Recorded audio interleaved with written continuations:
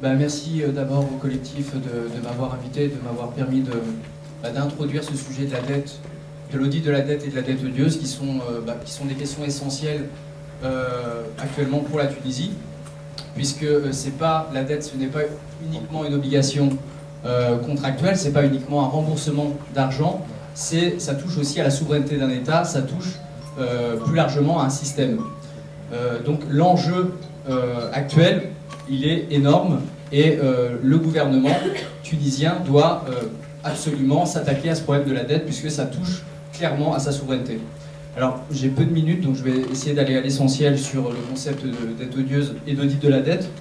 Mais tout d'abord, je voulais insister sur le fait qu'il n'y a jamais eu dans l'histoire d'obligation absolue pour un État de rembourser sa dette. Donc l'obligation de rembourser la dette n'est pas absolue, n'est pas inconditionnelle. Donc ça, c'est pas uniquement le CAETM qui le dit, c'est clairement l'ONU. L'ONU, en 2008, rendait un rapport justement sur le concept de dette odieuse et le rapporteur affirmait qu'il n'y a pas de transmission automatique de dette d'un régime à l'autre. Alors, et c'est là qu'apparaît la doctrine de la dette odieuse. Donc la doctrine de la dette odieuse, c'est une exception au principe de remboursement de la dette. Alors qu'est-ce que cette doctrine de la dette odieuse? Donc je vais vous lire un petit extrait. Donc d'abord, c'est une doctrine de droit international qui a été formulée en 1927 par un juriste russe, Alexander Sak. Et cette doctrine, donc, ce qui est important d'avoir en tête, c'est que c'est du droit international. C'est une source du droit international. Et cette doctrine de la dette odieuse dit la chose suivante. Si un pouvoir despotique contracte une dette, non pas pour les besoins et dans les intérêts de l'État, mais pour fortifier son régime despotique, pour réprimer la population qui le combat, cette dette est odieuse pour la population de l'État entier. Cette dette n'est pas obligatoire pour la nation, c'est une dette de régime, une dette personnelle du pouvoir qui l'a contractée. Par conséquent, elle tombe avec la chute de ce pouvoir. Alors, inutile de polémiquer longtemps, toute la dette qui a été contractée par Ben Ali est clairement une dette odieuse puisqu'elle réunit les trois conditions que je viens d'exposer et qui sont clairement mises dans la doctrine, à savoir 1. La doctrine est contractée par un régime non démocratique. Ben Ali, le régime de Ben Ali était un régime dictatorial. On n'a qu'à voir les scores qu'il enregistrait à chaque élection présidentielle, donc des scores qui allaient de 90% à 99%. Donc ça, c'est la première condition, donc une dette contractée par un régime dictatorial. La deuxième condition, c'est une dette qui n'a pas profité à la population. Et la troisième condition, c'est que les créanciers étaient au courant de ce régime dictatorial et du fait que la dette ne profiterait pas à la population. Et là, il n'y a aucun doute là-dessus, les créanciers étaient au courant du régime, de la nature antidémocratique du régime de Ben Ali. Donc c'est une dette odieuse qui ne doit pas être supportée par la population.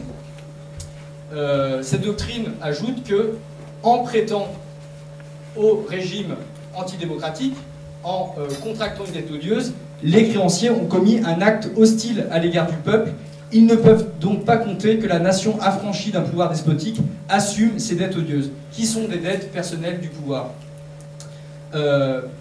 Juste une parenthèse, en plus d'avoir commis un acte hostile à la population, les créanciers ont été largement remboursés. Puisque si on prend uniquement la période 1990-2009, on s'aperçoit que la Tunisie a remboursé plus que ce qu'elle a reçu en prêt. Elle a remboursé environ 4 milliards de dollars de plus que ce qu'elle a reçu en nouveaux prêts entre 1990 et 2009. Donc voilà, ça c'est un premier élément de la dette odieuse, donc la doctrine classique au sens traditionnel, donc qui a été formulée dans les années 20, comme je vous le disais. Mais la dette odieuse, comme le droit international, c'est pas une matière figée. C'est une matière qui évolue au gré des rapports de force politiques, et ce concept de dette odieuse a été élargi au cours de l'histoire, et ce qui nous amène à examiner la situation d'avant Ben Ali, donc toute la période qui va de l'indépendance à l'arrivée de Ben Ali au pouvoir. Donc on peut également considérer certaines dettes contractées par le régime de Bourguiba comme des dettes odieuses. Pourquoi? Puisque les dettes odieuses la condition déterminante pour qualifier une dette odieuse, c'est l'utilisation qui en est faite. Et c'est se demander aussi si le prêt a entraîné une violation des droits humains ou pas. Et il est clair que les prêts qui ont été contractés par le régime de Bourguiba sous la pression de la Banque mondiale, sous la pression du FMI, après l'arrivée des fameux plans d'ajustement structurel, ce sont des prêts odieux. Alors pourquoi donc là, je vais rapidement vous donner un exemple justement de cette évolution de la doctrine de la dette odieuse au cours de l'histoire. Le juriste Mohamed Bedjaoui définissait la dette odieuse comme toute dette contractée pour des buts non conformes au droit international contemporain, et plus particulièrement au principe du droit international incorporé dans la Charte des Nations Unies. Donc toute dette contractée en violation de la Charte des Nations Unies est une dette odieuse. Alors, maintenant, il faut s'intéresser à qu'est-ce qu'il y a dans cette Charte des Nations Unies. Eh bien, dans cette Charte des Nations Unies, on trouve à l'article 1, paragraphe 2, le droit des peuples à disposer d'eux-mêmes. Donc ça, c'est clairement figé, consacré dans la Charte des Nations Unies. Il y a aussi, à l'article 55 et 56, l'obligation pour les États et pour les institutions financières de relever les niveaux de vie, le plein emploi et les conditions de progrès et de développement dans l'ordre économique et social. Donc, les États et les organisations internationales ont comme obligation d'élever le niveau de vie des populations. Or, ce qu'on s'aperçoit, c'est que les prêts sous ajustement structurel, donc les prêts contractés par la Tunisie à l'égard de la Banque mondiale, avec toutes les conditionnalités attachées à ces prêts, mais ce sont des prêts qui violent clairement le droit du peuple tunisien à disposer de lui-même. Puisque, comme vous le savez sans doute, chaque prêt est accordé en contrepartie de l'application de mesures d'austérité, de mesures qui sont imposées aux populations.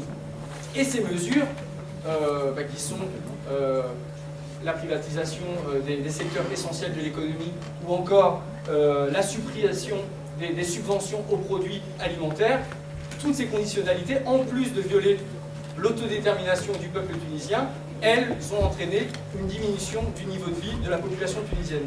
Donc ces prêts violent de façon flagrante la Charte des Nations Unies et le droit international, et donc ce sont des prêts odieux. D'où la nécessité de ne pas s'arrêter à la dette contractée sous Ben Ali et de s'intéresser, donc, comme je le disais, à la dette contractée avant l'arrivée de Ben Ali et à la dette qui est contractée en ce moment. Puisque en 2011, des dettes sont contractées par le gouvernement tunisien, qui n'est qu'un gouvernement transitoire, et ces dettes risquent fortement d'être des dettes odieuses. Donc comment s'y intéresser? Eh bien, c'est là qu'intervient l'audit de la dette. Donc un audit, qu'est-ce que c'est? Eh bien, c'est revenir au contrat de prêt. Donc, analyser ces contrats de prêt pour analyser les clauses. Est-ce que ces clauses violent la souveraineté de l'État? Qui profite de la dette? Et est-ce que le gouvernement qui a contracté cette dette avait la compétence pour le faire? Et dans le cas actuel du gouvernement transitoire, bien justement, on peut se poser la question, est-ce que le gouvernement transitoire a la compétence de contracter des prêts au nom du peuple tunisien et qui vont être remboursés par la suite et qui s'accompagnent à chaque fois de conditionnalités imposées par les créanciers? Donc l'audit de la dette doit être intégral et on doit analyser toute la dette publique pour, comme le disait Shafik en introduction, pour identifier la partie odieuse, la partie qui ne doit pas être remboursée par la Tunisie. Donc l'audit de la dette, c'est un outil de contrôle démocratique, puisque c'est contrôler l'endettement d'un État, et c'est quelque chose qui est pratiqué par les États. L'Équateur, en 2007, l'Équateur a réalisé un audit de sa dette, donc un audit intégral sur 30 ans, ce qui lui a permis d'identifier justement la part illégitime de sa dette, et sur base de cet audit de la dette, l'Équateur a refusé de payer une partie importante de sa dette. Donc on voit bien que l'audit, c'est d'actualité et ça produit ses effets. Le cas de l'Équateur le montre bien. Mais l'audit, c'est pas uniquement le but d'un audit, c'est pas uniquement d'économiser de l'argent, c'est aussi de prendre conscience du système de domination sous-jacent à la dette. Puisque la dette, c'est pas uniquement une question financière, c'est une question politique et ça touche à la souveraineté de l'État. Donc, un audit de la dette permet de prendre conscience que l'État est sous le joug de ses créanciers lorsqu'il contracte une dette. Au préalable, ce qui est important de faire, c'est suspendre maintenant le paiement de la dette. Suspendre le paiement de la dette et pendant cette durée de suspension, pendant cette période de moratoire, auditer cette dette pour analyser, identifier la partie illégitime.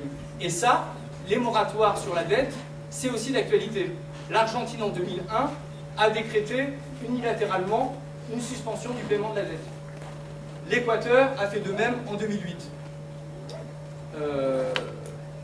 Cette suspension de paiement, cet audit de la dette, ce n'est pas des décisions arbitraires. C'est clairement un droit qui appartient à l'État. Les actes unilatéraux que sont la suspension du paiement de la dette ou un audit de la dette sont des actes unilatéraux et ce sont des sources du droit international qu'on peut opposer aux créanciers. Et ce ne sont pas des actes arbitraires puisque justement l'audit doit permettre de prouver que la dette n'a pas profité à la population et que les créanciers étaient au courant.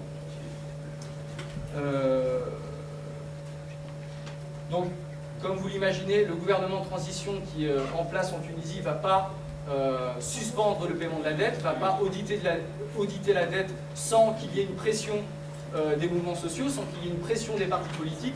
Donc, à nous de faire monter la pression et ça passe par une sensibilisation, ça passe par le soutien à la campagne en cours en Tunisie, donc la campagne qui est menée par l'organisation RAID, qui est à la fois membre du réseau Attaque et membre du réseau CADTM, pour justement faire prendre conscience à la population tunisienne du poids que représente la dette.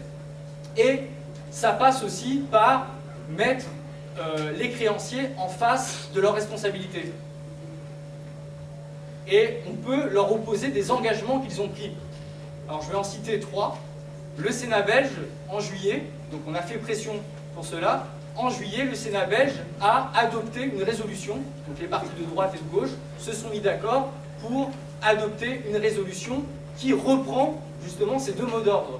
Donc on suspend le paiement de la dette parce que ce n'est pas la priorité, c'est pas la priorité pour un pays en pleine révolution qui a un défi énorme en matière sociale et politique. Donc, il faut suspendre le paiement de la dette, la résolution le dit, et la résolution parle explicitement de dette odieuse et d'audit de la dette. Donc ça, les partis politiques tunisiens qui mènent campagne pour la Constituante doivent s'emparer de cette résolution pour le mettre en face des créanciers. Donc ça, c'est un premier document. Le deuxième document, c'est une résolution qui a été adoptée en mai dernier par l'Assemblée parlementaire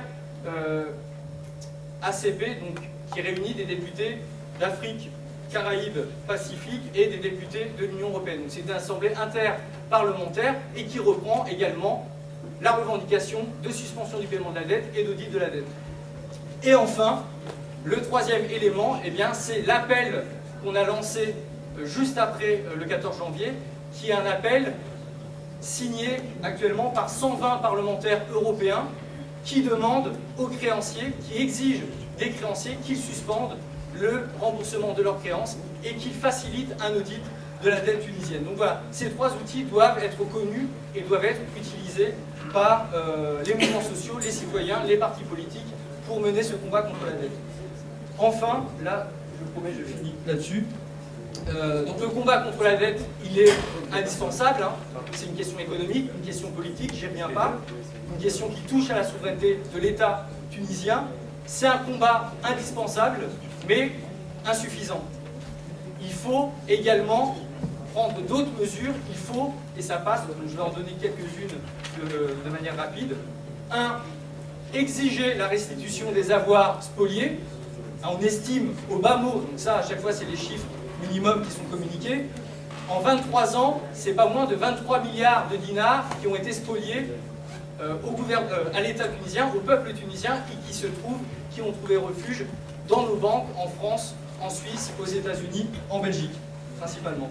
Donc, on s'attaque à la dette, on exige la restitution des avoirs illicites, et il faut aussi revoir les traités qui lient l'État tunisien. Tous les traités déséquilibrés qui entachent, qui vont à l'encontre de la souveraineté de l'État tunisien. Donc ça, il y a une nécessité aussi d'auditer ces accords pour les réviser ou carrément les abroger s'ils sont déséquilibrés. Et ça, le droit international donne des arguments pour le faire.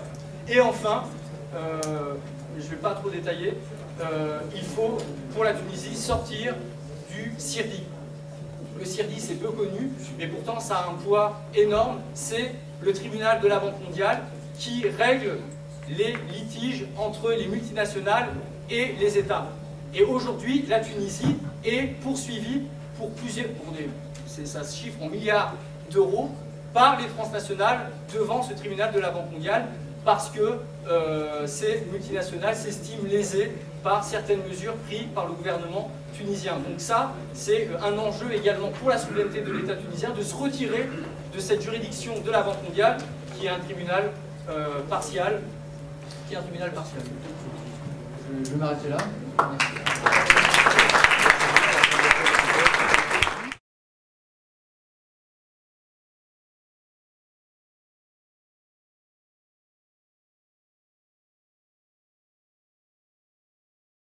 Aslama, bonsoir à tous. Merci de votre présence et merci aux organisateurs pour ce débat tout à fait intéressant. Ce qu'on peut dire aujourd'hui, une dizaine de mois après la révolution et après la fuite de Ben Ali, c'est que la situation économique et sociale en Tunisie est catastrophique. L'urgence aujourd'hui, c'est de bien prendre conscience que la Tunisie ne pourra pas se payer le luxe d'une deuxième année de crise. Prendre les leçons, pour pouvoir assimiler, pouvoir comprendre les leçons de cette révolution, c'est se souvenir qu'elle a d'abord commencé sur des motifs sociaux. Et donc, aujourd'hui, ce que j'aimerais dire, un tout petit mot peut-être en réaction par rapport à la présentation que vous venez de faire, la priorité aujourd'hui, c'est de remettre la Tunisie au travail, en parallèle bien sûr à la rédaction de la nouvelle constitution, en parallèle bien sûr à la construction de nouvelles institutions fortes, mais j'ai l'impression que là, on a plutôt un débat qui interroge sur la qualification qu'on va donner face à l'histoire au régime de Ben Ali, et ça demande à ce que chaque Tunisien se mette face à son histoire. Ça va prendre 5 ans, 10 ans, 15 ans. Je donne un exemple extrêmement simple. Vous le savez, en France, par exemple, vis-à-vis de la République de Vichy, il y a eu un long débat au sortir de la Deuxième Guerre mondiale où chacun disait finalement, on n'assume pas le passif de la République de Vichy, puisque le maréchal Pétain et la collaboration avec l'Allemagne, ce n'est pas la France. Et à partir de ce moment-là, la France ne reconnaissait pas, par exemple, toutes les déportations et tout ce qui avait été fait par le régime de Vichy. Et en face, d'autres personnes qui disaient non, au contraire, la France est responsable de ce qui s'est passé pendant la Deuxième Guerre mondiale, pendant la politique de collaboration, etc. C'est un processus qui a pris plusieurs dizaines d'années. Et je crois qu'en Tunisie, le temps qu'on va mettre à dire si oui ou non il y avait un gouvernement légitime qui pouvait être banalisé dans le concert des nations pour pouvoir négocier au nom des Tunisiens de la dette, c'est un processus qui va prendre énormément de temps. Mais ce qui est prioritaire aujourd'hui pour que la Tunisie ne sombre pas dans une nouvelle année de crise, c'est comme je vous le disais, de remettre la Tunisie au travail. Sinon on ne s'en sort plus. Pourquoi pas, après Bourguiba, pourquoi pas remonter aussi à la politique du Bey, etc., puisque finalement le Bey c'était une sorte de préfet turc, etc. Donc c'est légitime, mais ça va prendre du temps. Et simplement, juste pour donner une idée, ce qui compte, c'est le poids de la dette. Le poids de la dette en Tunisie est inférieur à la moitié du PIB, c'est-à-dire qu'il est inférieur à la moitié des richesses produites. On parle beaucoup des dettes souveraines aujourd'hui en Europe, en Asie et aux États-Unis, qui dépassent 100% du PIB. En Tunisie, on est à la moitié. Donc ça n'a pas un poids considérable. Ça n'a pas un poids considérable aujourd'hui, même si jamais il est embêtant. Quelles sont les faiblesses de l'économie tunisienne actuellement? C'est la surexposition du textile et du tourisme. Vous le savez, depuis la fin de l'accord multifibre vis-à-vis de l'Asie, le textile en Tunisie est plus fragile. Notre monnaie est bradée, il faut le savoir aussi, donc ça nous rend plus fragile aussi vis-à-vis de l'extérieur. Il y a des déséquilibres entre les exportations et les importations. La Tunisie importe beaucoup plus qu'elle n'exporte, en même temps qu'on a une monnaie qui est bradée. Donc ça pose des difficultés. Bon, on me dit que mon temps est limité, donc je vais essayer de faire vite. Mais bon, déjà, on nous donne très peu de temps. Non, écoutez, vous nous donnez très peu de temps, il y a beaucoup de gens qui ne sont pas venus. J'espère quand même que c'est un petit peu important, donc je vais continuer à me pencher un peu. Donc, ce qui est important donc à retenir, disais-je, je vais passer, en plus cadeau, je passe sur les nombreux détails que je voulais exposer, mais bon, les principales faiblesses, donc c'est une politique industrielle manifestement mal orientée, un chômage considérable, notamment vis-à-vis des jeunes, et un déséquilibre entre le littoral et l'intérieur. C'est une dette quand même qui a été contractée par un dictateur déchu et on ne sait pas où est allé cet argent. Donc je ne passerai pas cette occasion sans témoigner, prendre un extrait de Thomas Sankara sur ce qu'il dit concernant la dette. On nous dit de rembourser la dette. Ce n'est pas une question morale, ce n'est point une question de ce prétendu honneur de rembourser ou de ne pas rembourser, parce que d'abord, si nous ne payons pas, nos bailleurs de fonds ne mourront pas. Par contre, si nous payons, c'est nous qui allons mourir. Je pense que le pays, maintenant, il est dans une crise. L'argent, on est en train de payer de l'argent d'une dette qui n'est pas la nôtre, d'une dette, comme le dit aussi Thomas Sankara, il dit « Nous étions étrangers à cette dette, nous ne pouvons donc pas la payer ». Donc c'est un extrait de son discours de la conférence d'Addis Ababa. Nous reprenons cette phrase à notre compte, au compte du peuple tunisien, qui s'est trouvé aujourd'hui à payer une dette qui n'a pas servi, comme je l'ai dit, au bien public, une dette contractée par le dictateur déchu pour remplir ses poches.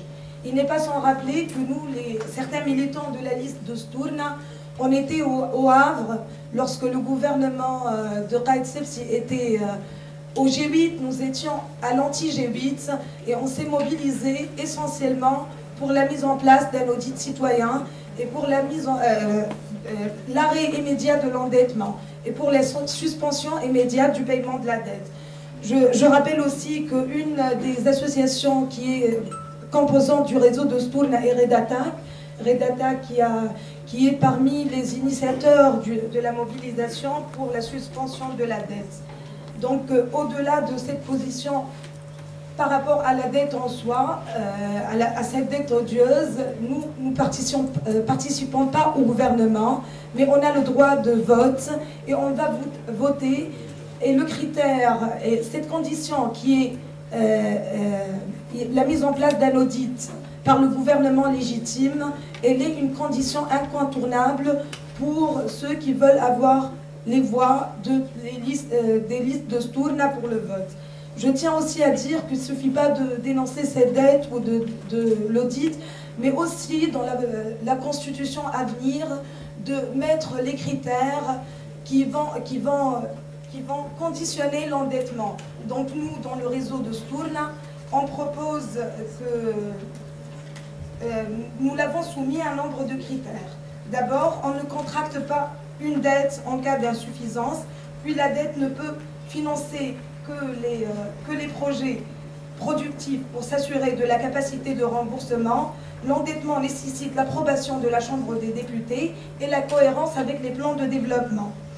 Donc voilà, c'est notre position, je l'ai dit, et j'espère qu'on arrivera, on a viré le dictateur, mais il y a aussi une nouvelle forme d'esclavage, une nouvelle ancienne, mais c'est l'esclavage financier pour que la Tunisie soit réellement souveraine. Et je vous remercie.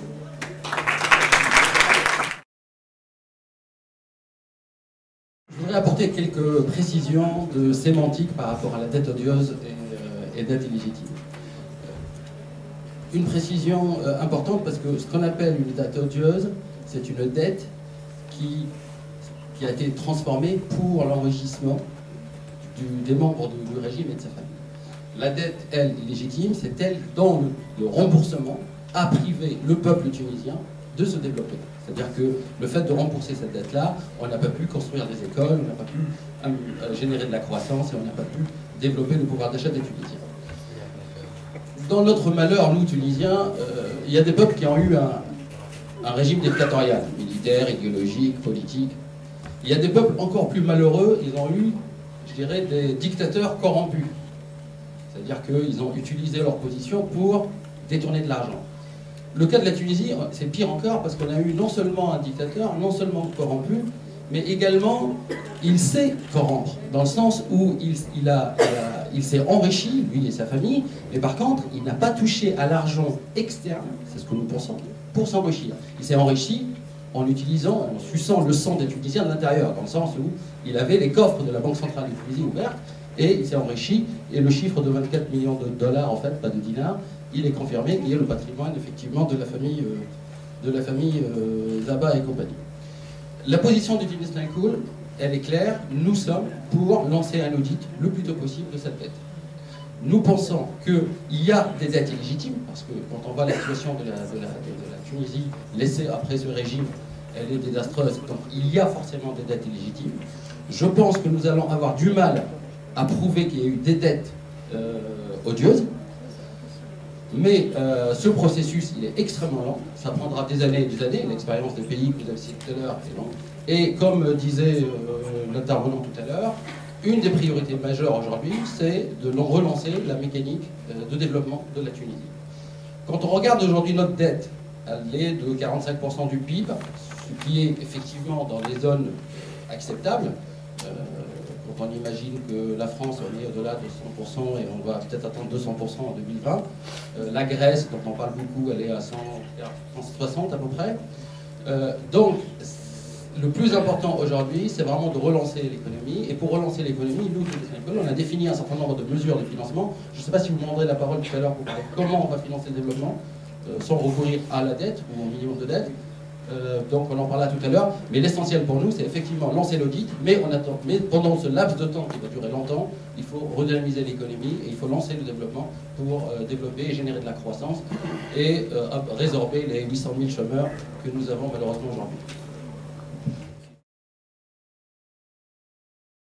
On fait partie des rares partis aujourd'hui en Tunisie qui, depuis le début de la Révolution, demandent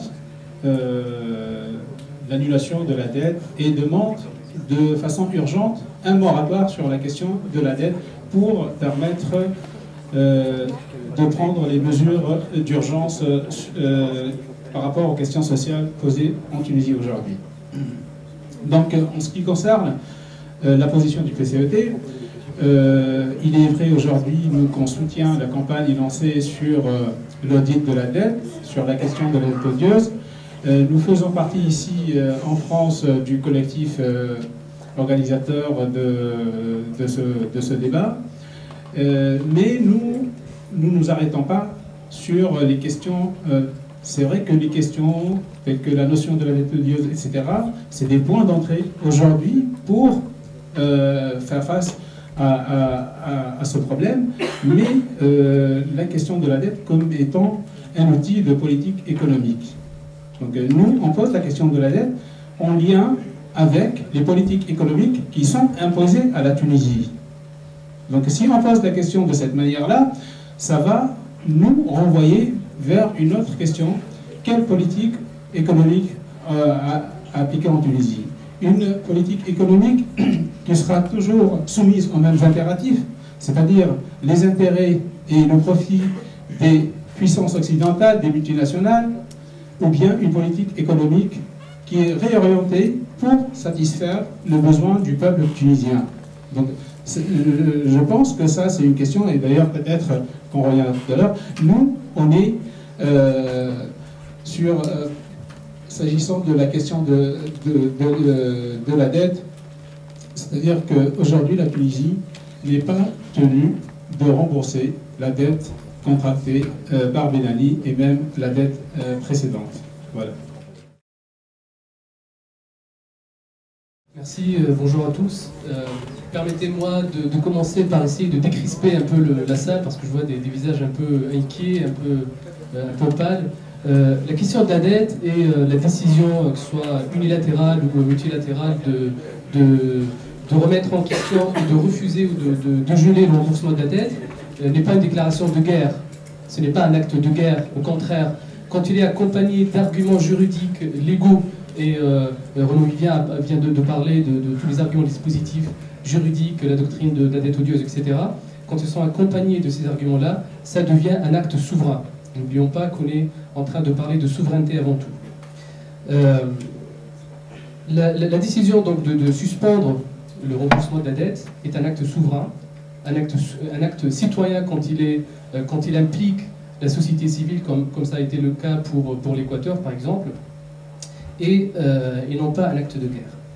Et donc, pour notre opposition, nous déjà le CPR, on est membre du collectif A7, et donc notre position elle est claire, on est pour un gel de la dette immédiat, dans les plus brefs délais, parce que c'est une urgence économique, et je reviendrai là-dessus tout à l'heure. Et en parallèle, on est pour un audit profond qui remonte à l'ère Bourguiba. À l'ère Bourguiba, et qui retoucherait même les dettes contractées par CEPSI, sachant qu'il n'y avait pas de parlement sous l'ère CEPSI, et donc les dettes sont illégales. Alors, je compléterai peut-être un peu les outils dispositifs légaux que vient de décrire Renaud Vivien. Il faut rappeler que dans l'article 103 de la Charte des Nations Unies, il est rappelé que les obligations de l'État envers ses citoyens en termes de services sociaux, en termes de droits socio-économiques, priment sur toutes les obligations des autres accords, bilatéraux ou multilatéraux. Donc ça, c'est très important de l'évoquer. Sans parler bien sûr de la Déclaration universelle des droits de l'homme et toute la doctrine de la dette qui est inspirée des conventions traitées qui se sont accumulées pendant toute l'histoire de la Convention de Versailles jusqu'à la Convention de Vienne 1969, etc. Tout à l'heure, on a évoqué le cas de l'Équateur. Et pour essayer aussi de toujours démystifier et expliquer un peu que la question de la dette n'est pas une question dangereuse et un tabou intouchable, il faut savoir que l'Équateur, quand il a décidé unilatéralement d'auditer sa dette et quand il a réussi à faire une économie de 3,7 milliards de dollars, ça a été quand même un succès. Même si tout de suite, bien sûr, les agences de notation, les marchés financiers se sont acharnés sur son économie. Il faut savoir qu'en 2010, ils ont réussi à faire 3,7% de croissance économique et qu'en 2011, on prévoit 5% de croissance économique. Donc ce mythe de refus ou de gel de la dette qui est lié à un déclassement par les agences de notation et par un effondrement économique, ce mythe-là est un faux mythe. Maintenant, par rapport au CPR, clairement, et par rapport à la question de la dette, donc je viens d'expliquer la position, nous, on est pour une constitutionnalisation du recours à la dette. Le recours à la dette, nous, on ne met pas en question en fait, le recours à la dette comme un moyen de financement de l'économie, mais ça doit être exceptionnel. C'est-à-dire qu'on est pour mettre des règles draconiennes dans la Constitution qui dit quelles sont les conditions à respecter pour pouvoir contracter des dettes. Et sans ces conditions-là, on ne peut pas contracter des dettes, sinon on va mettre l'économie nationale en danger. Donc on est pour un moratoire, tout de suite, et je ne suis pas d'accord avec le premier monsieur là qui est intervenu, qui a dit notre priorité aujourd'hui, c'est de relancer l'économie, etc. Je pense que beaucoup de monde ne mesure pas ou n'ont pas pris la mesure de la situation actuelle. On paye par an 3,5 milliards de dinars tunisiens. C'est 3 fois le budget de la santé. C'est 19 fois, je dis bien 19 fois, le budget de l'emploi et de la formation professionnelle. C'est pour vous dire. Et donc, c'est un poids colossal que les ménages tunisiens supportent. Donc, c'est pas rien du tout.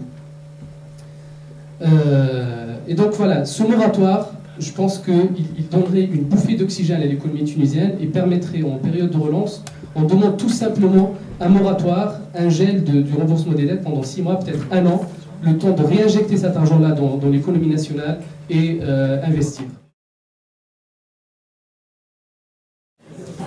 Bonsoir à tout le monde et merci aux organisateurs d'avoir organisé un événement avec un sujet qui visiblement a intéressé beaucoup de monde ce soir. Donc on remercie l'affluence qui est assez extraordinaire pour un jeudi soir et qui témoigne de l'importance du sujet.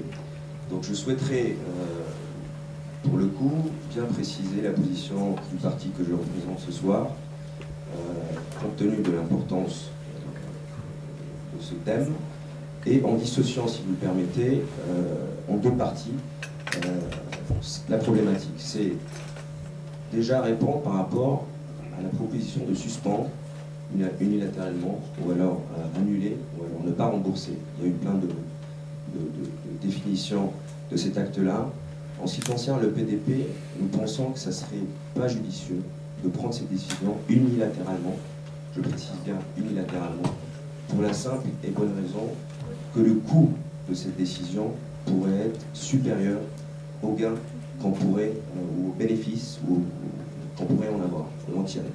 Je m'explique. Aujourd'hui, il ne vous a pas échappé que la Tunisie passe par une période économiquement difficile, critique. Il ne vous a pas échappé notamment que les revendications lors de cette révolution étaient d'ordre social, la dignité et également l'amélioration de la vie du citoyen tunisien. Donc nous, légitimement, on pense qu'aujourd'hui, il est temps de mettre en place un plan de relance qui puisse répondre aux attentes de la population tunisienne. Qui dit plan de relance dit investissement massif. Qui dit investissement massif aujourd'hui dit accès à des ressources. Aujourd'hui, nous n'avons pas d'autres possibilités à long terme. Nous envisageons une croissance qui générera la possibilité à la Tunisie de se désendetter progressivement.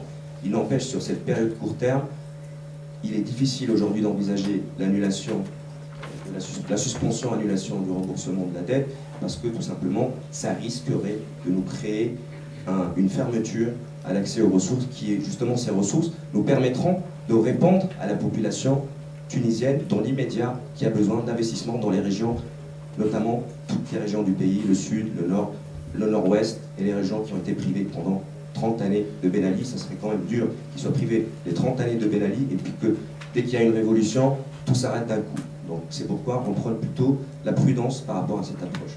En revanche, pour ce qui est de l'audit, c'est une question qui nous paraît très importante et tout à fait légitime de poser la question, et le PDP sera pour effectuer un audit, effectivement, de la dette extérieure contractée sous Ben Ali. Ça peut être dans le cadre d'un débat où la société civile et les institutions internationales se mettent autour de la table et créent une commission pour pouvoir analyser l'endettement contracté sous Ben Ali. Une fois que la dette odieuse soit décelée, il faut la déceler, ça ne va pas être simple. Je ne sais plus, tout à l'heure, notre collègue de Doustoun a dit que ça va être difficile. Tous les salles, pardon, décidément ce soir, c'est vrai. Donc, une fois cet audit terminé, une fois la dette odieuse décelée, nous, comme dans la définition de la dette odieuse, il y a le mot intérêt de la population tunisienne, nous souhaiterions carrément peut-être proposer un débat dans le cadre d'une Assemblée nationale par rapport et laisser le choix au peuple, en fait, de choisir, de lancer la procédure d'annulation. C'est quand même formidable. On est aujourd'hui dans un élan démocratique. Soyons jusqu'au bout. Le PDP a démontré sur plusieurs sujets qu'il souhaiterait associer le peuple dans la décision. Vu l'importance de ce sujet-là, on continuera avec cette vision des choses. Et post-audit, peut-être que ça nous permettrait un débat et expliquer surtout les conséquences à la population tunisienne qui doit être associée dans ce processus. Voilà.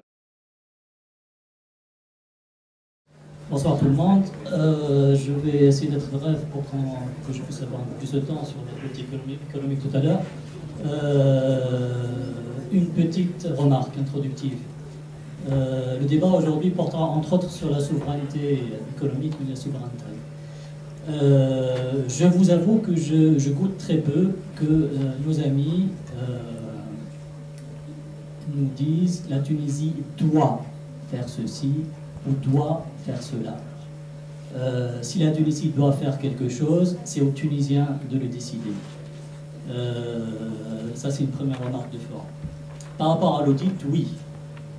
Catégoriquement, on doit auditer la dette, toute la dette non remboursée, Mais en réalité, on ne doit pas auditer que la dette. Toute l'économie tunisienne doit être auditée. Aujourd'hui, on n'est même pas sûr des chiffres qui circulent. On n'est même pas sûr des chiffres de croissance ou de chômage ou de pauvreté. Toute l'économie de A à Z doit être auditée. Il faut que cet audit soit le plus exhaustif possible et le plus incontestable possible. Il ne faut pas que le prochain gouvernement fasse un audit de façon à charger la barque et dire voilà, j'ai retrouvé une situation catastrophique, machin, un truc. Non, il faut qu'il y ait un audit le plus large possible et le plus incontestable possible. Et donc, en attendant que cet audit se fasse, je trouve qu'il est très léger de décréter aujourd'hui on va arrêter de rembourser ou suspendre. Il y a un audit qui doit être fait. Et selon les résultats de l'audit, le peuple tunisien et ses représentants élus décideront des décisions à prendre. Renégocier, ou suspendre, ou annuler, ou rembourser partiellement ou totalement. Donc, j'espère avoir été assez clair. Merci. Bonsoir. Merci aux organisateurs de nous accueillir pour parler de la dette dans ce grand temple du capitalisme qui est le SCP. C'est un peu paradoxal, merci. Ah bon, d'accord. Ok, non, mais c'était pas contre toi, hein. Je parle du temple du capitalisme dans lequel on se trouve pour parler de la dette. Bon, merci en tout cas. Bon, pour répondre à votre question tout de suite, et ensuite je développerai sur d'autres points, donc sur l'audit, sur la question de l'audit, effectivement, Takato est non seulement favorable à un audit, mais favorable à l'inscription d'un audit régulier dans la Constitution. Audit des comptes, audit de la dette, bien entendu, en remontant à toutes les années de la dictature de Ben Ali. Sur cet audit, donc, comment il doit être fait? Un audit doit être fait par une instance qui doit être habilitée, qui doit être compétente pour cette mission, à savoir la Cour des comptes. Elle peut effectivement s'adjoindre des experts. Pour avis, on peut effectivement s'adjoindre des experts de pays étrangers, mais simplement pour avis, qui auraient eu une expérience dans leur propre pays. Vous parliez de l'Équateur, ça peut être une excellente idée, mais simplement la souveraineté doit rester aux institutions tunisiennes. Toute dette à l'avenir doit être autorisée par le Parlement. Pas de dette, pas de nouvelle emprunt, pas de nouvelle dette qui ne soit pas Chine. Bon, même si l'attitude de la Chine et de la Russie n'ont pas été exemplaires dans la guerre en Libye à côté. Mais sur d'autres sujets, on peut avoir des intérêts communs, comme disait Churchill. La Grande-Bretagne, je ne sais pas s'il disait qu'il n'a pas des principes, mais il disait en tout cas qu'elle avait des intérêts. On ne va pas en arriver là, mais en tout cas, les rapports internationaux, c'est aussi se trouver des alliances avec des États qu'on pourrait soutenir, des alliances dans la société civile, des alliances dans le mouvement social, parce qu'effectivement, le mouvement syndical mondial peut porter cette revendication, et je dirais aussi, les opinions publiques. Faisons pression sur les États occidentaux, dont viennent l'essentiel des prêteurs, pour que leurs opinions publiques réagissent. C'est un travail de longue haleine, mais là, c'est un point sur lequel on pourra s'appuyer. En démocratie, l'opinion publique compte. Appuyons-nous aussi sur les démocraties émergentes, les autres pays arabes où la révolution se fera, espérons qu'il y en aura plus.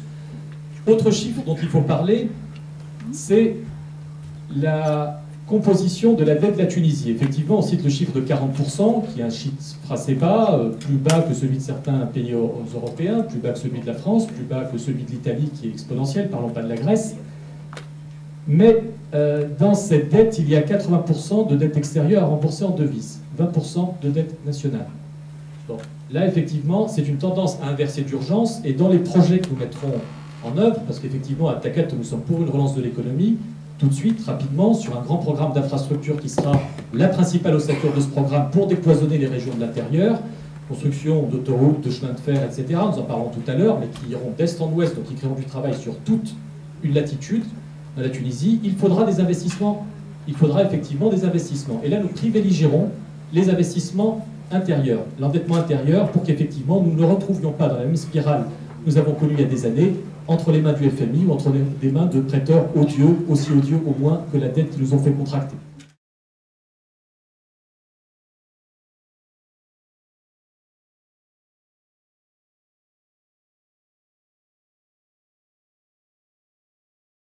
L'idée globale du programme du PDP, c'est d'arriver à une fiscalité qui soit plus équitable. Et pour ce sujet-là, spécifiquement, c'est de dynamiser les investissements et de taxer le capital. Parce que dans votre intervention, vous ne signalez pas au passage, qu'on souhaite taxer de 10% les dividendes. Donc le raisonnement de notre programme, c'est d'inciter, parce qu'on veut avoir une croissance qui crée des emplois. Pour créer des emplois, il faut qu'il y ait une initiative privée. Pour avoir une initiative privée, il faut que les sociétés aient la latitude d'investir et de créer ces emplois. Donc quelque part, nous, on leur fait baisser l'impôt de 30 à 20%. En contrepartie, on s'attend quand même à voir une explosion des investissements privés, créatrices et génératrices de richesses et créatrices d'emplois. Un emploi qui, au passage, nous le souhaitons bien rémunéré pour que le Tunisien puisse l'aille le consommer sur le marché local. D'un autre côté, si le privé ne joue pas le jeu et qui souhaite plutôt favoriser la rente que l'investissement, là, le PDP propose de taxer, ce qui n'existe pas aujourd'hui en Tunisie, les dividendes à 10%. Donc, quelque part, ça reste équilibré. Votre question, c'est de dire, nous, on envisage un budget, une augmentation du budget à peu près de 40-50%, atteindre 28 à 28 milliards. Donc, c'est très simple. Nous, on est le seul parti à avoir expliqué que nous pouvons, en Tunisie, faire une croissance de 10%. Ça a été dit et redit. Et pour nous, c'est largement atteignable. 10%, c'est très simple. Sous l'ère Ben Ali, on faisait 5%. Sous l'ère Ben Ali, on faisait 5%. Beaucoup d'études qui sont apparues entre-temps ont démontré que 3% de la croissance tunisienne était captée par la corruption. Donc 5 plus 3, ça nous fait 8. Il nous reste 2%. Regardez ce qui se passe autour de nous avec le marché libyen et algérien. Par exemple, nous, on espère dynamiser les accords entre la Tunisie et la Libye, et on espère qu'aujourd'hui, la Libye offre une opportunité aux entreprises tunisiennes d'investir, et d'investir massivement. Ben là, on les a, nos 10%. Donc, quelque part, je ne trouve rien de choquant en annonçant cette augmentation des budgets, qui sera bien entendu, la valeur ajoutée apportée par les entreprises et par les privés fera qu'on arrivera à atteindre notre objectif. Voilà. Merci. Merci beaucoup.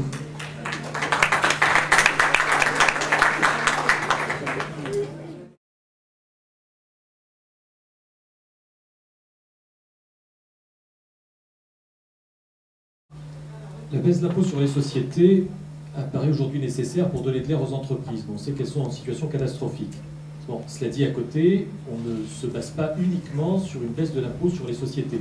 Ça, c'est surtout une mesure qui servira à donner de l'air aux PME qui sont en situation difficile. Par exemple, il y a aussi des incohérences quand on parle de niche fiscale. Ici, on parle beaucoup de niche fiscale en France. Bon, il y en a une en Tunisie qui est absolument injustifiée, c'est l'absence d'impôt, 0% d'impôt sur les entreprises exclusivement exportatrices. Là, effectivement, bon, c'est quelque chose qui ne se justifie pas. Quand on compare ce qui se passe dans d'autres pays, on est arrivé à la conclusion qu'en instaurant un impôt à 10% pour ces entreprises-là, ça ne les ferait pas fuir de Tunisie parce que la concurrence ailleurs n'est pas aussi intéressante.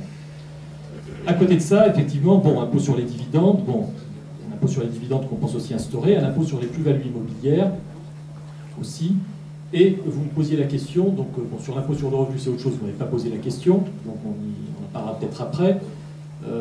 Pour ce qui concerne les mesures de recouvrement de l'impôt, c'est quelque chose de fondamental. Aujourd'hui, bon, on voit qu'en Tunisie, bon, il y a déjà eu de la fraude qui était un sport national.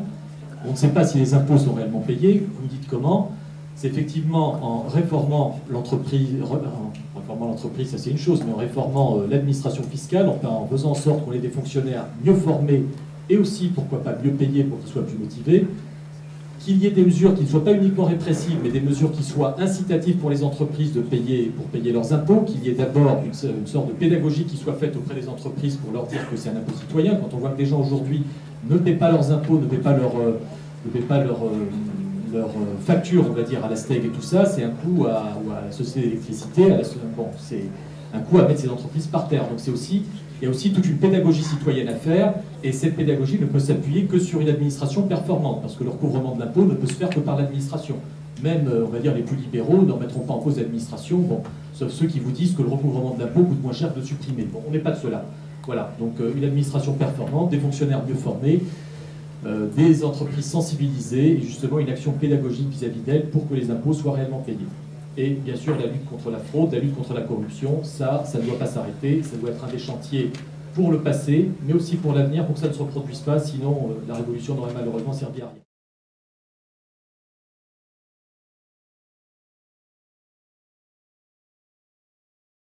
Par rapport au relèvement du barème d'imposition, ce nous sont des mesures de justice sociale évidentes.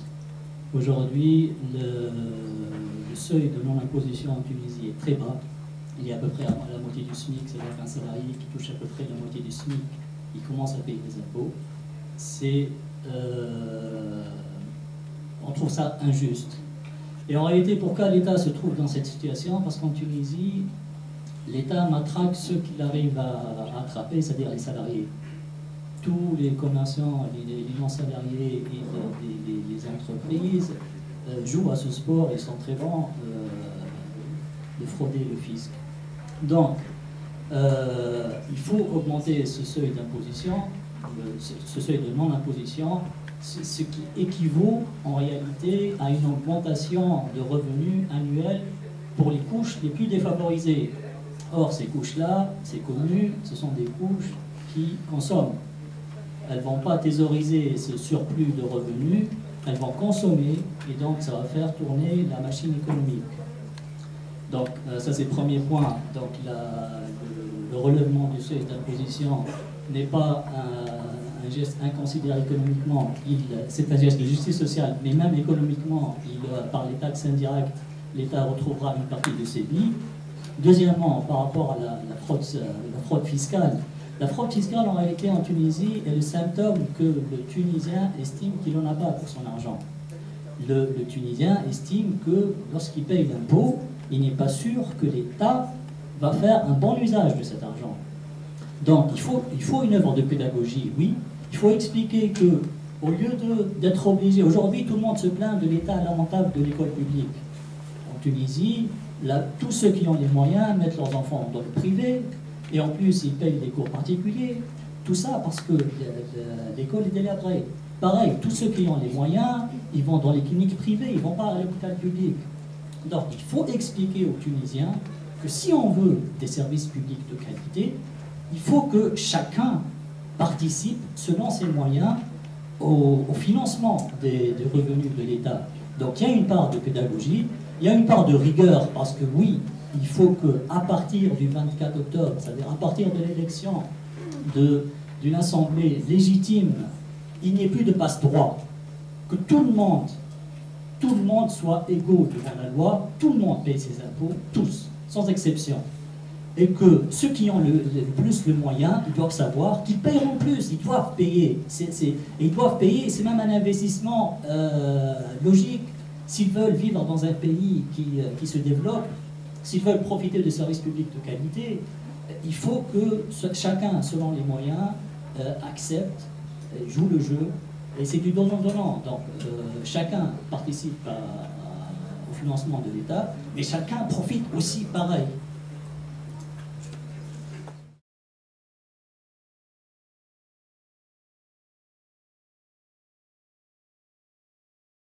Ces deux mesures en fait rentrent un peu dans une logique d'équilibrer un peu la fiscalité tunisienne qui, certains des adversaires ont omis de dire que la fiscalité en Tunisie est un peu refusée par le citoyen. Il y a certains citoyens qui refusent en fait de payer leurs impôts. Et ça c'est dû à l'inégalité, à l'injustice qui est perçue par le citoyen et qui ne s'identifie pas en fait, qui ne voit pas dans cette imposition un devoir citoyen. La fiscalité tunisienne, en fait, qui est peu modernisée et qui est peu efficace, souffre de trois lacunes, en fait. La première, c'est une administration archaïque, peu modernisée, peu informatisée, etc. La deuxième, ce sont des règles fiscales, comme je viens de le dire, qui favorisent la rente et le capital au détriment de la classe moyenne, et aussi des règles complexes. Et ces règles complexes, en fait, permettent aux grosses structures, grosses entreprises de déjouer, ces règles-là parce qu'elles ont les ficelles et connaissent très bien les techniques pour échapper à la fiscalité.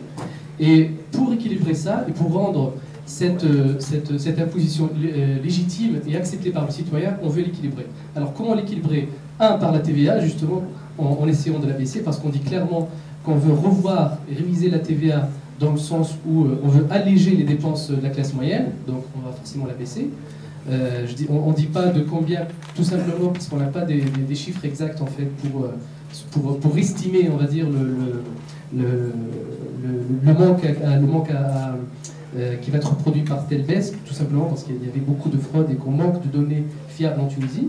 La deuxième chose concerne donc la révision des exonérations par rapport aux investisseurs, que ce soit étrangers ou locaux. On estime tout simplement que la Tunisie a appliqué un système d'incitation en fait, qui a participé à l'appauvrissement de la Tunisie, à l'appauvrissement des caisses de l'État et qui a privé l'État de recettes trop importantes. On peut parler par exemple des exonérations des charges sociales pendant 10 ans pour des sociétés étrangères qui, en fait, arrivées au terme de 10 ans, en général, soit créent une nouvelle entreprise, soit quittent la Tunisie. Et il n'est pas question de continuer sur cette voie-là, tout simplement parce qu'il s'agit de pillage de l'argent de la nation. Donc ce sont ces deux mesures-là qu'on propose pour équilibrer la fiscalité.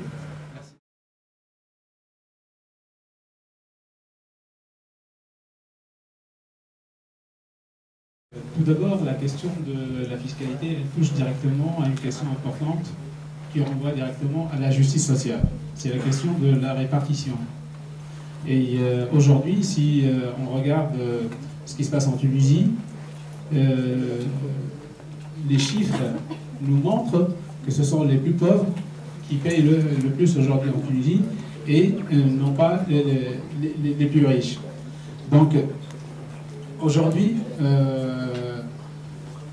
notamment dans les mesures que nous on prône, tout d'abord, il y a la question de l'imposition forfaitaire des sociétés qui permet une évasion fiscale importante et conséquente, qui prive l'État d'importantes ressources.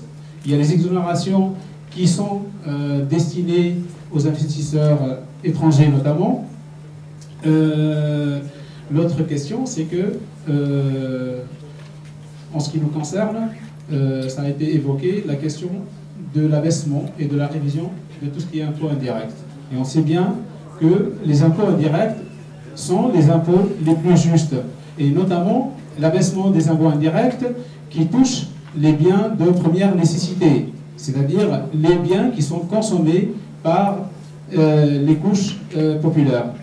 Donc, en ce qui nous concerne également, donc, on demande l'augmentation du SMIG à un niveau de 400 dinars. 400 dinars, c'est l'équivalent de 200 euros ici.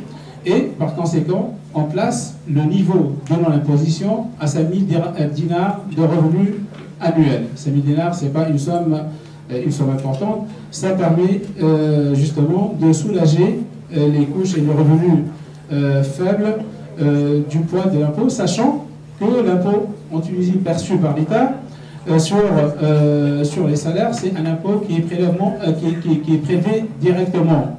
Et donc, c'est là où il y a le moins d'évasion fiscale. Contrairement aux idées qu'on essaie de véhiculer, c'est les impôts sur le revenu c'est là où il y a moins d'évasion fiscale. Également, on prône une politique fiscale basée vraiment sur un rééquilibrage vers plus d'impôts sur les revenus du capital et moins d'impôts sur le revenu du travail. Autre mesure aujourd'hui qui figure dans notre programme, et elle est destinée plus vers, je dirais, les artisans, vers les petits paysans qui aujourd'hui, effectivement, qui sont dans des secteurs productifs et qui ont besoin d'incitation et d'aide fiscale. Donc, par rapport à ces catégories-là, nous, on juge qu'il est important d'alléger le poids de la fiscalité et de leur attribuer des incitations dans ce sens. Donc, il y a également plein d'autres revenus et plein qui échappent totalement à la fiscalité. Et sur ce plan-là, nous, on prend l'intégration des privilèges auparavant exonérés d'impôts parmi les revenus et les biens imposables. Je pense qu'une politique fiscale juste ne va pas baisser, c'est-à-dire les rentrées en termes c'est-à-dire sur le montant global. Au contraire, ça va soulager les couches qui souffrent le plus aujourd'hui, qui travaillent le plus, qui produisent du poids de l'impôt et en contrepartie, mettre à contribution justement les grandes fortunes, les hauts revenus et le capital à contribution pour financer les caisses de l'État.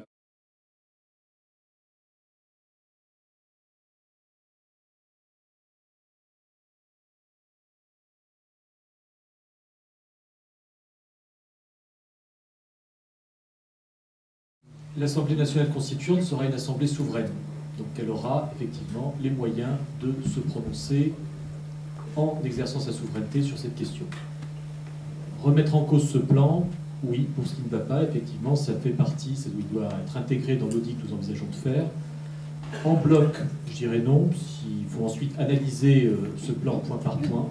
Voilà, mais la souveraineté de l'Assemblée, la réponse est là. Dans la souveraineté de l'Assemblée, je crois qu'il n'est pas allé plus loin, puisqu'on a demandé une réponse concise.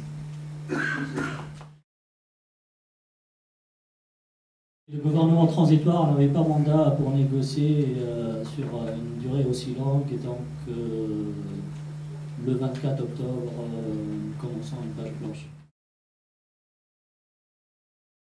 Et effectivement, le sujet du plan Jasmin peut être réglé par cette feuille de route. Je m'explique. Aujourd'hui, le gouvernement a fait un effort qu'on peut dire louable de mettre sur la table un plan à 5 ans de développement non partisan, puisque l'idée principale, je pense, c'était de donner une base de travail aux partis qui seront élus le 23 octobre. Maintenant, on a un cadre qui est bien défini dans la feuille de route.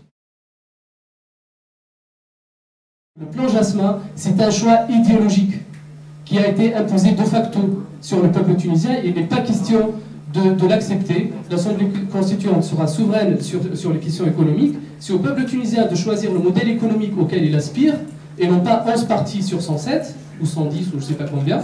Donc ça, c'est la première question. La deuxième question, c'est que le plan Jasmin est un recyclage d'un régime, d'un système et d'un modèle économique que les Tunisiens ont refusé et qui l'ont rejeté dans leur révolution. Il n'est pas question de le recycler sur Juste une dernière remarque. J'ai ouvert le document, le rapport sur le plan Jasmin. J'ai cherché 2 termes. 1, transfert technologique, et 2, droit du travail. Aucune occurrence de ces 2 termes-là. Voilà. Donc moi, je vais commencer par ce que tu viens de dire, à savoir que ce plan Jasmin-là, en réalité, c'est la continuité de la politique de Ben Ali. Disons les choses comme elles sont. Aujourd'hui, le peuple tunisien, il s'est soulevé, non pas pour qu'on continue à appliquer les mêmes recettes, mais pour qu'il y ait une nouvelle politique économique destinée à subvenir à ses besoins. Et par conséquent, le fameux plan Jasmin dont on parle, il s'inscrit totalement dans la continuité. Il est destiné à rassurer les bailleurs de fonds, à rassurer les puissances étrangères, mais il n'est nullement destiné à rassurer le peuple tunisien sur la réalisation des objectifs pour lesquels il s'est soulevé. Et là-dessus, la fameuse feuille de route aussi, elle est signée par certains partis politiques, elle va également dans le sens pour dire aux Occidentaux, aux Américains, pour dire aux puissances étrangères, ne vous inquiétez pas, nous on s'engage à ce que vos intérêts soient préservés et qu'ils ne soient pas remis en cause.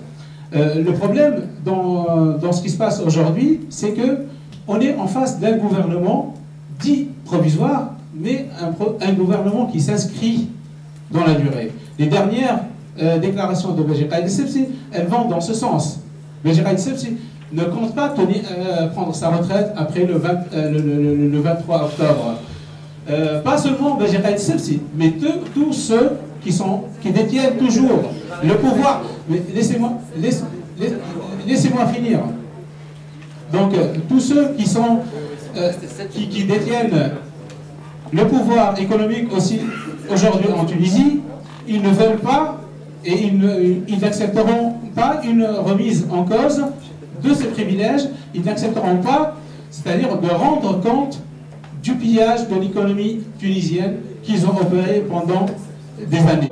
En un mot, c'est que le gouvernement de Beji Caid Essebsi, il s'est empressé et il était déterminé à payer la dette contractée par Ben Ali, mais il n'était pas pressé par débloquer les fonds nécessaires d'urgence pour ceux qui continuent à se suicider collectivement pour travailler, pour moins de misère dans les régions. Et on sait bien que les régions de Sidi Bouzid, de Gasserine, les quartiers populaires en Tunisie, ils attendent toujours de voir les fruits de cette révolution. Nous, au PCOT, on veut carrément une politique non seulement de rupture avec la dictature en tant que système politique, mais on veut également une rupture avec ses fondements et ses choix économiques. On veut des choix économiques orientés pour la réalisation des intérêts du peuple tunisien.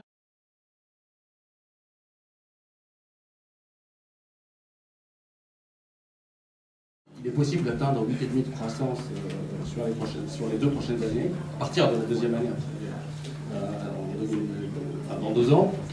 Comment va-t-on le financer? Effectivement, on a 3 types de financement qu'on a listés dans le programme. Le premier, c'est s'appuyer avant tout sur les moyens propres de la Tunisie. Alors, qu'est-ce qu'il y a dans les moyens propres?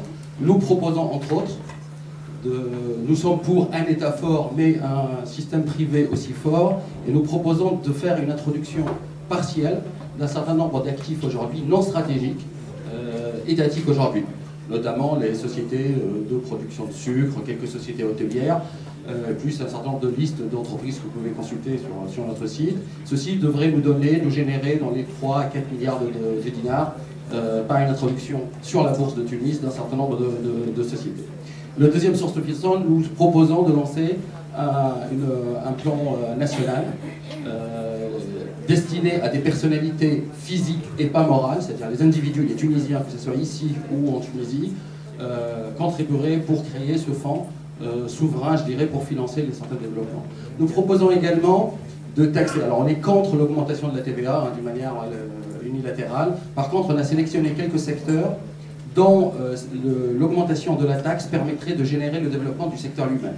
Je parle notamment de la santé. Alors sur le principe pollueur-payeur, on souhaite taxer effectivement un peu plus l'alcool et le tabac, mais également les produits pharmaceutiques sans changer le prix, c'est-à-dire agir sur les prix de cession depuis le producteur jusqu'à lui. Et ce fonds-là permettra de financer le développement du secteur santé, notamment dans les zones défavorisées.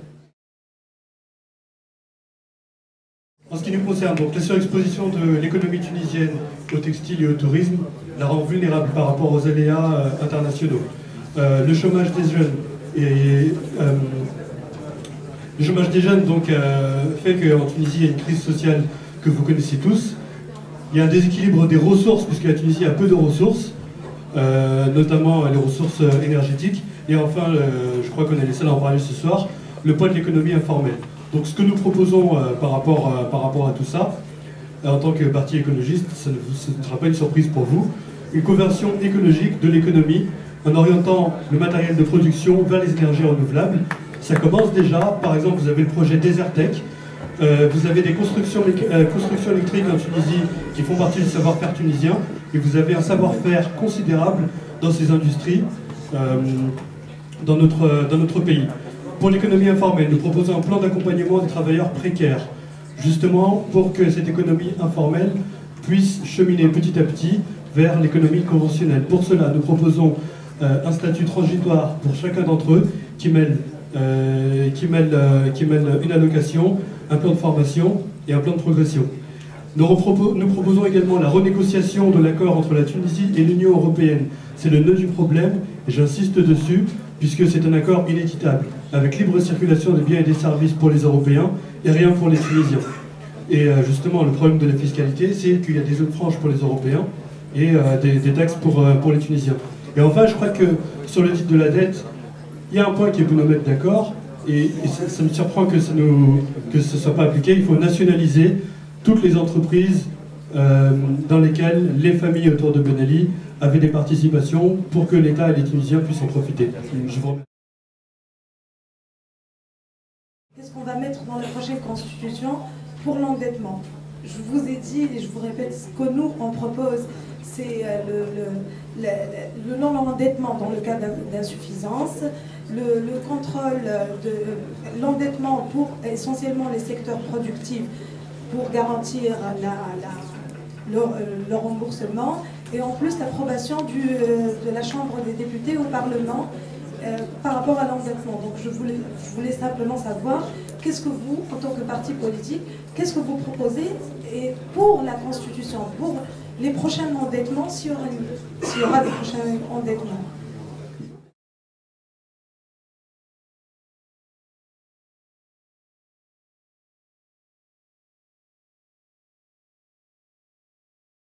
Par rapport à la Banque centrale de Tunisie, nous avons souffert dans l'ancien régime que le gouvernement ne respecte aucunement l'autorité et la gestion de la Banque centrale.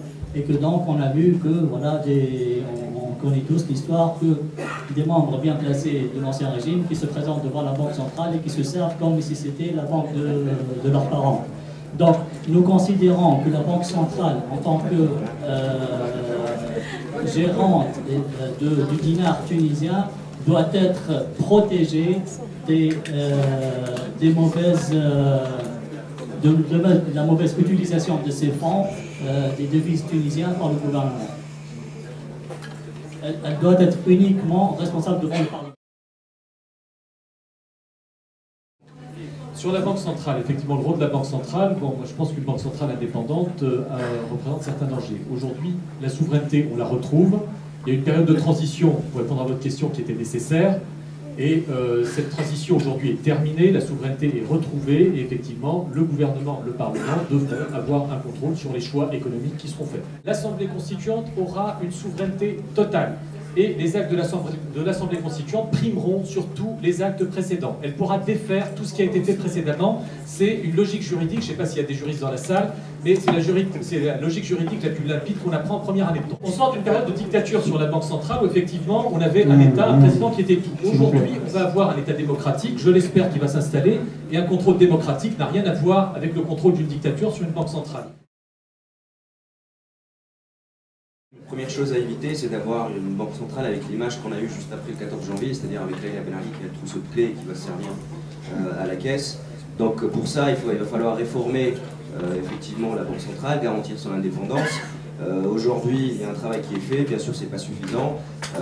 On pense que c'est un sujet qui doit être débattu dans l'Assemblée constituante, notamment pour définir les rôles. Comme vous le savez, aujourd'hui, la Banque centrale tunisienne est multirôle, elle gère la devise, elle gère également tout ce qui est contrôle de l'inflation, elle supervise le système bancaire et gère les dossiers d'endettement extérieur. Donc est-ce qu'on garde ces 4 rôles ou est-ce qu'on divise? Je pense qu'il peut y avoir un débat sur ce sujet-là, sur le modèle que la Banque centrale doit avoir. En tout état de cause, première urgence, c'est de redorer le blason de cette institution et qu'elle reprenne un peu son rôle de garant de la confiance sur l'économie tunisienne.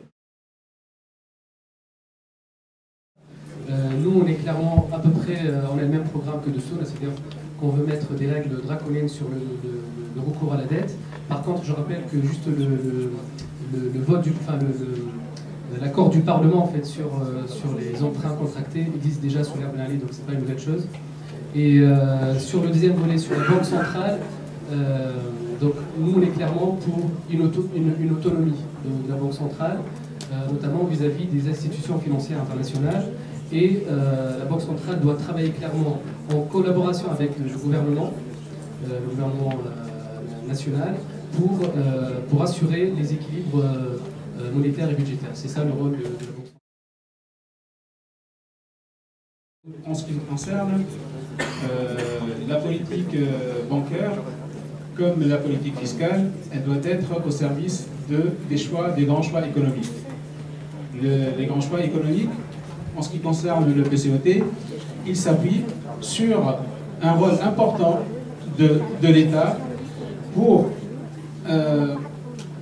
et on propose la nationalisation des principaux secteurs stratégiques et l'engagement de l'État à mettre en place une politique économique à moyen et long terme qui ne soit pas sujetti au gain rapide et justement par rapport au secteur bancaire, nous on pense que la Banque centrale doit jouer un rôle pour financer justement cette politique économique et donc une forte intervention de l'État au niveau de la Banque centrale et de la relance même de banques publiques d'investissement pour encourager l'ouverture des grands chantiers, pour encourager les investissements dans les secteurs productifs, notamment dans l'industrie, et pour la réforme agraire qu'on propose dans notre programme.